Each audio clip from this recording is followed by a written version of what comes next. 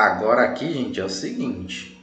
Cuidado pra vocês não confundirem, porque os três teoremas, teorema da divergência, esse daqui, por exemplo, teorema do rotacional e teorema do gradiente, independente das coordenadas, eles têm que ser iguais, tá?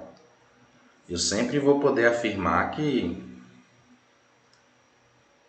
a integral diária, né, do fluxo de V vezes dA, teorema de Gauss, é igual à integral de volume, né, do divergente vezes de V vezes dV.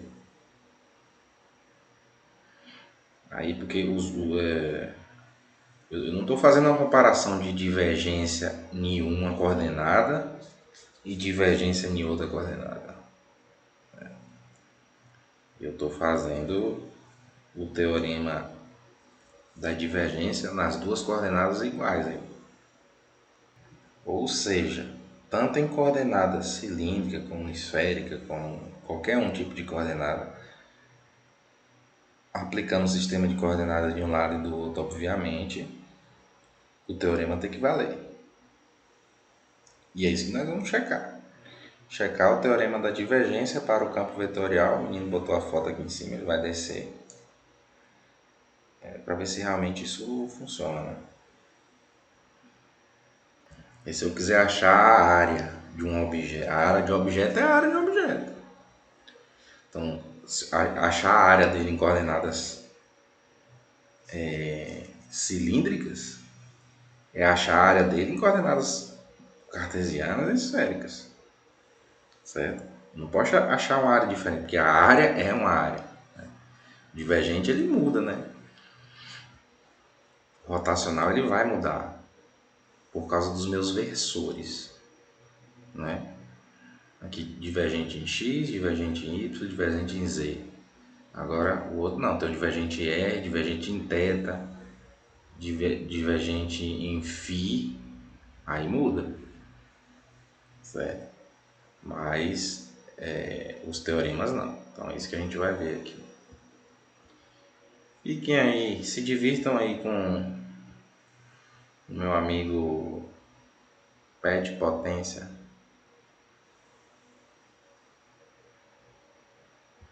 Espero que vocês gostem.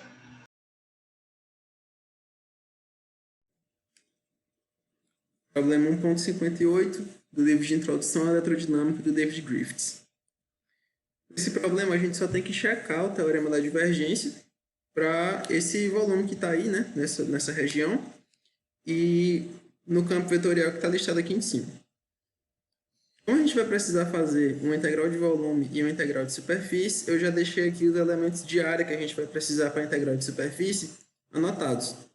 Esse DAESF é o que eu estou chamando de região esférica, que seria essa parte mais de cima, essa parte que é circular, essa calota esférica aí. E aí, o outro elemento de área é o que eu estou chamando de elemento de área da parte cônica, apesar de que a gente vai fazer tudo em coordenadas esféricas, tá bom? É só para diferenciar os dois elementos de área. E aí, a gente tem que começar relembrando também como é o divergente em coordenadas esféricas, né? Divergente em coordenadas esféricas é a equação 1.71 do livro do Griffiths. E aí a gente só vai simplesmente aplicar essa equação do divergente em coordenadas esféricas no campo vetorial que a gente tem. As contas estão aí detalhadas. A parte que tem essa derivada parcial em relação a φ, essa parte sumiu porque, enfim, a componente aqui, ó, r quadrado tangente de θ, essa parte não depende de φ. Então, quando for calculada essa derivada parcial, essa parte aí vai ser zerada, porque em relação à variável φ, isso é uma constante, certo? Calculado isso, a gente vai começar pela integral de volume. A gente vai pegar esse resultado que tem aqui embaixo, do divergente desse campo vetorial, e a gente vai colocar isso dentro da integral. Essa integral, a princípio, ela é aqui uma integral tripla, né? Porque a gente teve que descrever o volume que a gente está usando em coordenadas esféricas. E aí ficou Essa parte, essa primeira parte aqui do integrando é simplesmente o divergente. O que está na frente é o elemento de área, aliás, o elemento de volume em coordenadas esféricas. E aqui está especificado os limites de integração que a gente precisa colocar para poder pegar ali, né, englobar aquele volume que a gente está querendo. Para detalhar melhor aqui, ó, o R está variando desde zero até o raio dessa região. O ângulo polar, que é o φ, está dando uma volta completa, está fazendo 2π aqui, de 0 a 2π. E o ângulo azimutal, ele está indo de 0 até π sobre 6. E aí está tudo colocado aqui. Da primeira para a segunda equação aqui desse slide, o que aconteceu foi que eu fiz a multiplicação desse r ao quadrado por esse 4r, por isso aqui embaixo apareceu 4r ao cubo.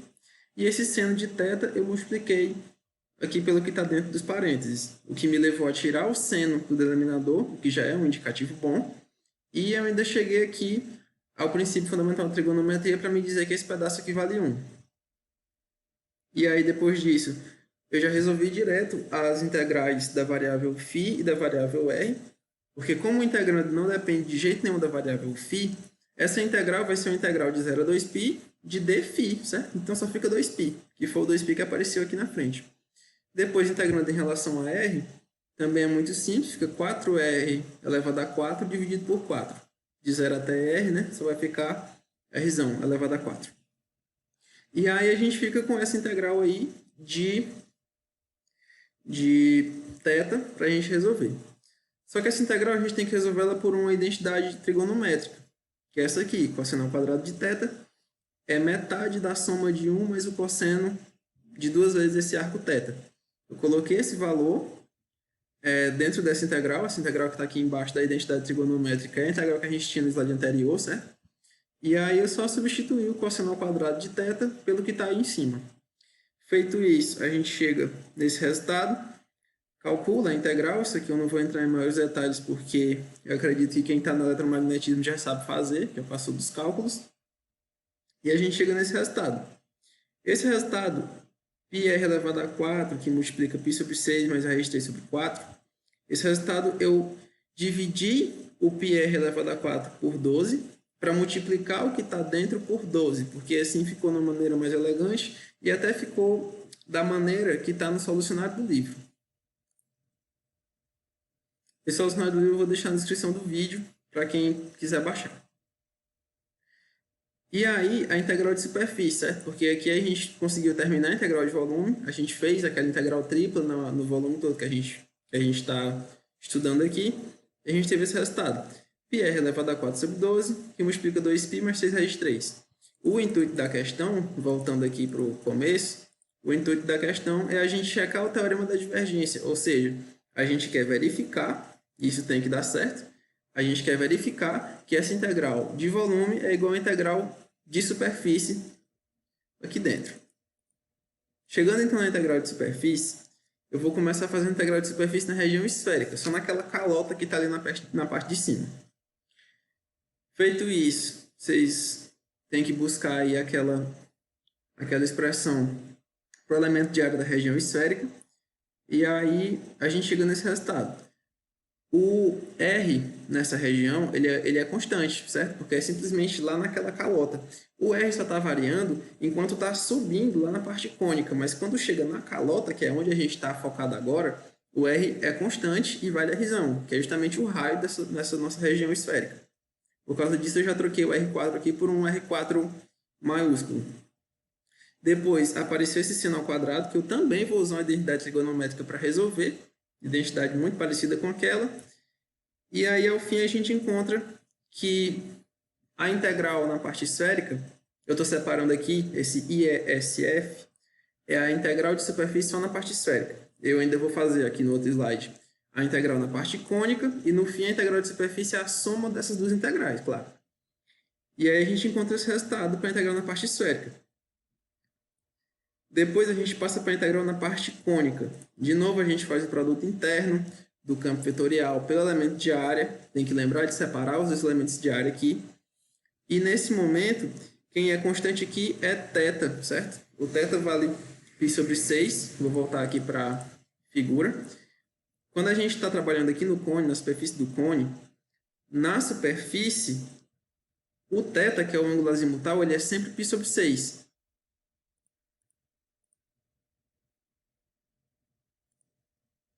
E aí, por causa disso, eu já troquei aqui o seno de θ e o cosseno de θ, que seria, falando em graus, né, o seno de 30 graus e o cosseno de 30 graus, eles já estão representados aqui. A integral de φ, de novo, a gente tem um integrando que não depende de φ, a gente quer integrar de 0 a 2π, simplesmente o dφ. Por causa disso, eu já cheguei com o 2π aqui na frente também. Depois vira uma integral super simples, integrar R3 dr de 0 até R. Então, o resultado fica πr a quarta vezes raiz 3 sobre 2. Então, a gente pegou esses resultados das integrais de superfície, né, das separadas, e a gente sabe que a integral de superfície que a gente realmente está procurando, que é da região inteira, é a soma dessas duas integrais de superfície. E aí, feita essa soma, a gente tem o resultado πr 4 sobre 12, feito aquele mesmo esquema de multiplicar por 12 uma parte e dividir por 12 outra parte. E a gente encontra o mesmo resultado que a gente tinha lá na integral de volume. O que prova que, nesse caso, a gente conseguiu verificar o teorema da divergência. Então, a gente conclui que nessa região, a integral do divergente desse campo vetorial, a integral de volume, é igual à integral de superfície do campo vetorial interno com o elemento de área.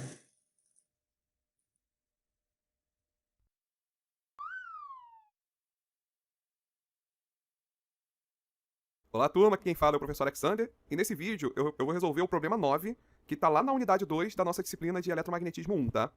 Aqui o que eu estou fazendo nessa aula é explicar com mais detalhes esse problema, porque na aula de conteúdo eu passei muito rápido na resolução. Então, essa aula eu vou explicar ele com mais detalhes, mais devagarinho, tá? Então, ó, dado o campo vetorial F, né, que representa esse nosso campo vetorial, igual a R vezes seno de φ, né, lembrando que o φ é uma das coordenadas, tá vendo? R vezes seno de φ na direção de R. Então ele é um campo vetorial justamente porque ele tem componentes aqui, nesse caso, em 3 direções. R, φ e z. Na direção de R, a gente tem esse termo, R vezes seno de φ. Mas, na direção de φ, a gente tem o termo R ao quadrado vezes cosseno de φ. Mas, na direção de z, a gente tem o termo 2 vezes R vezes E elevado a menos 5z, onde esse E representa a exponencial. Cada um desses termos, ó, esse termo daqui é o nosso FR, né? Esse termo daqui é o nosso Fφ e esse termo daqui é o nosso Fz. E a fórmula, né, porque ele vai pedir o divergente, ó, determina o divergente desse campo no ponto P, onde o R é igual a 1 sobre 2, 0,5, né? O φ é π sobre 2 e o z é igual a 0. Então, depois de calcular o divergente, a gente ainda vai ter que substituir. Em R, a gente substitui por 1 sobre 2, em φ, a gente substitui por π sobre 2, e em z, a gente substitui por 0 para encontrar o valor do divergente nesse ponto. Em coordenadas cilíndricas, tá? Então, a fórmula do divergente em coordenadas cilíndricas é essa fórmula daqui. Divergente do campo vetorial F é igual a 1 sobre R vezes a derivada de, em relação a R, de R vezes a componente FR, que é essa componente aqui. Mais 1 sobre R vezes a derivada em relação a φ dessa componente aqui, que é o Fφ. R ao quadrado vezes cosseno de φ. Mais a derivada em relação a Z da componente Z, que é essa componente aqui, 2R vezes E elevado a menos 5Z. No primeiro passo, o que eu fiz? Antes de resolver a derivada, eu vou substituir. No lugar do FR, eu coloquei o R vezes seno de φ. E aí, ó, repeti tudo, ó. 1 sobre R vezes a derivada de R vezes, ó, R vezes o FR, que é R vezes seno de φ. Então esse R que aparece aqui dentro é da fórmula, tá? Tem um R que aparece aqui que é o da fórmula. R vezes o FR. Quem é o FR nessa questão? Nessa questão, o FR é R vezes seno de φ, que é o que a gente substituiu aqui. Não fiz a derivada ainda, eu só estou substituindo. Mais 1 sobre R vezes a derivada do Fφ. No lugar do Fφ, eu coloquei o termo Fφ. R ao quadrado vezes cosseno de φ. Então tá aparecendo aqui, ó. R ao quadrado vezes cosseno de φ, derivada em relação a φ. Mais a derivada em relação a z, a Fz, né? A derivada em relação a z de Fz. O Fz é o 2R vezes E elevado a menos 5z. Então no lugar do Fz, eu coloquei 2R vezes E elevado a menos 5z. E aí, então eu substituí na fórmula. Ainda antes de resolver a integral, o que eu vou fazer? Eu vou tentar ver o que eu consigo já fazer de conta. E a gente consegue observar, ó, que o R vezes R é R ao quadrado, né? Então já fizemos uma primeira continha aqui para facilitar a nossa vida antes de fazer a derivada. R vezes R é igual a R ao quadrado. Tá aqui. Então a única coisa que eu fiz dessa segunda linha para a terceira linha foi fazer o R vezes R igual a R ao quadrado. E aí todo o resto eu repeti, tá? Todo o resto é uma repetição da linha de cima. E agora da terceira para a quarta linha, o que eu vou fazer antes ainda de fazer essa derivada? Ó, essa primeira derivada daqui é uma derivada em relação a R. Se é em relação a R, eu vou manter dentro da derivada só o termo que tem R. No nosso caso é o R ao quadrado. Esse seno de φ é uma constante para a derivada em relação a r. Significa que ele não vai influenciar, né? A gente não vai fazer nenhuma operação sobre ele. Então o que eu vou fazer com ele? Eu vou simplesmente tirar ele da derivada e vou colocar ele aqui fora, ó. Vou tirar ele da derivada e ele vai aparecer aqui, ó, multiplicando 1. 1 vezes seno de φ dá seno de φ. Então, ó, nessa transição daqui para baixo, o que eu fiz foi simplesmente tirar o seno de φ da derivada. Como a derivada em relação a r, o termo seno de φ não vai afetar o valor dessa derivada. E aí, ó, o seno de φ veio aqui para fora. Veio multiplicando 1. 1 vezes seno de φ vai ficar seno de φ dividido por r. Vezes a derivada, só ficou só o r ao quadrado agora aqui dentro. Vezes a derivada de r ao quadrado em relação a r. Bem, a mesma coisa eu vou fazer aqui, ó. Só que dessa vez, esse termo é a derivada em relação a φ. O único termo que tem φ é esse daqui, ó. Ó o cosseno de φ aqui. O r ao quadrado, pra gente, nessa derivada em relação a φ, é uma constante. Como tal, vamos fazer a mesma coisa que a gente fez com o seno de φ aqui. Vamos pegar o r ao quadrado e vamos jogar ele pra fora dessa derivada. 1 vezes r ao quadrado é igual a r ao quadrado. Tá aparecendo aqui, ó. Então repara que ficou apenas o termo cosseno de φ, que é o que vai ser influenciado, né, pela derivada. O termo r ao quadrado a gente tirou. E da mesma maneira, nesse termo aqui, a derivada em relação a z, o único termo que tem z é a exponencial, e elevado a menos 5z. Esse termo 2r, esse termo 2r, a gente vai tirar ele dessa derivada. Então 2r vai ficar aqui do lado de fora, ó. 2r vezes a derivada de e elevado a menos 5z em relação a z. Então o que a gente fez foi simplesmente pegar as constantes, que são esses termos que não dependem, né, não são a variável que a gente está derivando. A gente pegou essas constantes e tirou da fórmula da derivada, só para ficar mais fácil de enxergar qual é a derivada que a gente está fazendo. Na prática, a gente poderia ter resolvido a derivada e repetido a constante, que é o que a gente está fazendo aqui. Só que só para ficar um pouquinho mais detalhado, eu tirei essas constantes de dentro da fórmula da derivada. Mas uma simplificação que dá para fazer antes ainda de resolver essa derivada é que esse r ao quadrado dividido por r dá r, né? Então essa passagem dessa linha para essa, a gente fez o r ao quadrado dividido por r, isso é igual a r.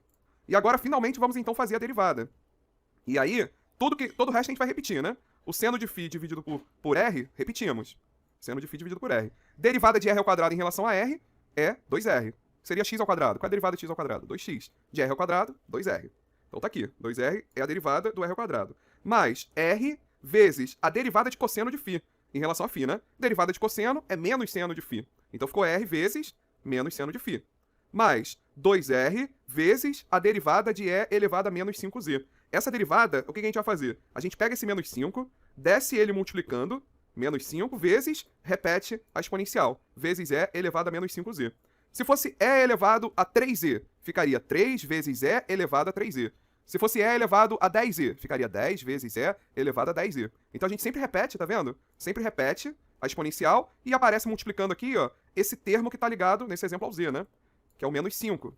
Esse termo ele desce. Então isso aí é só para lembrar de derivada de exponencial. Então até esse ponto daqui a gente resolveu todas as contas. O que a gente vai fazer agora é tentar simplificar. Por exemplo, ó, 2 vezes seno de φ é 2 vezes seno de φ, né? E o r que tem aqui multiplicando com esse r dividindo, a gente pode cortar. Então a gente cortou esse r com esse r, ficou só o 2 vezes seno de φ. Ou seno de φ vezes 2, né? A ordem dos fatores não altera o produto. Mais r vezes menos seno de φ. Mais com menos, isso aqui é uma multiplicação, né? Então a regra dos sinais. Mais com menos é menos. E aí r vezes seno de φ é r vezes seno de φ, né? E aqui é a mesma coisa, ó. Mais com menos é menos. 2 vezes 5 é 10. Então ficou 10 menos 10r vezes e elevado a menos 5z. E esse resultado daqui é o divergente desse campo vetorial aqui, ó. O que a gente acabou de fazer foi o divergente desse campo vetorial. Então esse é o valor do divergente em qualquer ponto r, φ, z. Então para qualquer valor de r, de φ, de z que a gente substituir, a gente consegue calcular o divergente desse campo vetorial a partir dessa fórmula. No problema, ele quer que a gente calcule o divergente nesse ponto aqui, ó, em que o r é igual a 1 sobre 2, o φ é igual a π sobre 2 e o z é igual a 0. Para isso, basta a gente substituir nesse resultado, né, na expressão do divergente. No lugar do r, a gente coloca 1 sobre 2, no lugar do φ, a gente coloca π sobre 2 e no lugar do z, a gente vai colocar 0. Então isso que a gente faz aqui, ó, a gente substitui. No lugar do φ, botamos o π sobre 2, menos r, que é 1 sobre 2, vezes seno de φ, que é π sobre 2, menos 10 vezes r, que é 1 sobre 2, vezes e elevado a menos 5 vezes 0. Menos 5 vezes 0 é 0, né? Então é elevado a 0. Lembrando que qualquer número elevado a 0 é igual a 1. Então esse termo daqui, ó, menos 10 vezes 1 sobre 2 vezes 1, vai ser menos 10 vezes 1 sobre 2. E 10 dividido por 2 dá 5. Então vai ficar menos 5, né, esse termo daqui. Esse termo daqui é menos 5. E aí, seno de π sobre 2, vocês podem na calculadora fazer seno de π sobre 2, lembrando de colocar em radiano. Vocês vão lá, mode. Na minha calculadora eu aperto mode 2 vezes. Mode, e aí eu escolho a opção 2, que é o rad. E aí eu faço o seno, se eu quiser eu faço lá o seno, abre parênteses, de π, dividido por 2, fecha parênteses. Aí ele vai me dar lá, é igual a 1. Ou então, lembrando, né, π sobre 2 é 90 graus, porque π é 180, dividido por 2, 180 dividido por 2 é 90 graus. E aí, fazendo em graus, né, a gente tem que colocar mode 2 vezes, escolhe a opção 1, que é o deg, né, que seria degree, que é graus em inglês. E aí a gente pode fazer lá o seno de 90 graus. Seno de 90 graus é igual a 1. Então, de toda forma, né? Lembrando que o seno de 90 graus, ou seno de π sobre 2 radiano, é igual a 1. E aí 2 vezes 1 dá 2. Menos 1 sobre 2 vezes 1 dá menos 1 sobre 2. E aí aqui fazendo a conta, ó, 2 menos 5 dá menos 3. Menos 3 menos 1 sobre 2 vai dar menos 7 sobre 2. Menos 7 sobre 2 é o valor do divergente desse campo vetorial nesse ponto aqui, que é a resposta do problema. Tá bom? Então, fechamos esse vídeo. Nos vemos no